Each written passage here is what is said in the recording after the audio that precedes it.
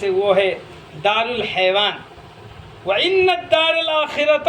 لَهِيَ الْحَيْوَانِ، کہ بلا شبہ دار الآخرت یہ ہی دار الحیوان ہے۔ یہ سورہ عنکبوت 64 نمبر کی آیت ہے، اور مفسرین کے نزدیک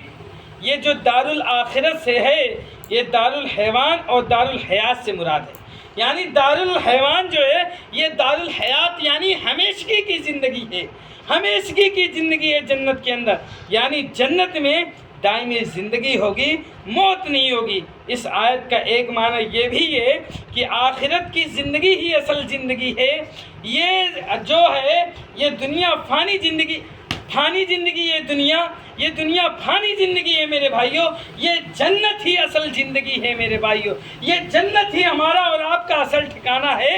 اس میں نہ کبھی فتور آئے گا، نہ کبھی فنا ہوگی۔ یعنی جنت کی زندگی دنیا کی زندگی کی طرح نہیں ہے،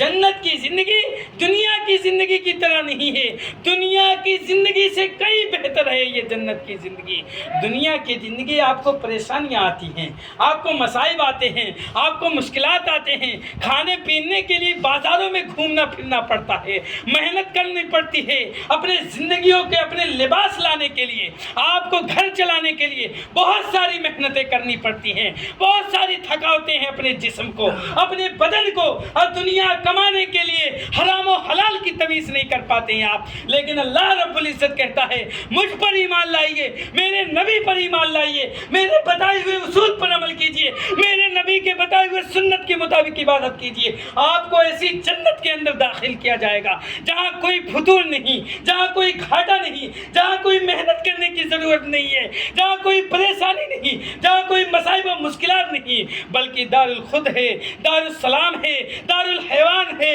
دار الامن ہے میرے بھائیوں۔ امن و سکون کا زندگی ہے، امن و چین کا زندگی ہے، کوئی پریشانی نہیں، کوئی فتور نہیں میرے بھائیوں۔ کیا کرنا ہے آپ کو اس 60 سال کی زندگی میں، اس 65 سال کی زندگی میں، اس 70 سال کی زندگی میں زیادہ سے زیادہ ہمارے زندگی کا مقصد یہ ہے وَمَا خَلَقْتُ الْجِنَّ وَالْإِنسَ إِلَّا لِيَعْبُدُونِ، کہ اللہ تعالیٰ نے ہمیں جس مقصد کے لیے پیدا کیا ہے وہ صرف اور صرف عبادت ہے۔ تو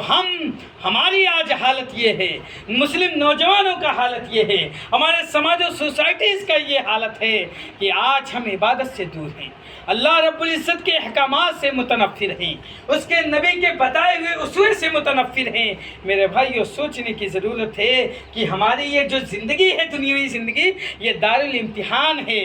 یہ دار السکون نہیں ہے، بلکہ یہ فنا ہونے والی زندگی ہے۔ یہ زندگی ہمیشگی کا زندگی نہیں ہے، یہ فنا ہونے والی زندگی ہے، اور جو اصل زندگی ہے وہ آخرت کی زندگی ہے۔ ہمیں آخرت کے لیے محنت کرنی ہے، ہمیں دنیاوی زندگی کے لیے محنت نہیں کرنی ہے میرے بھائی۔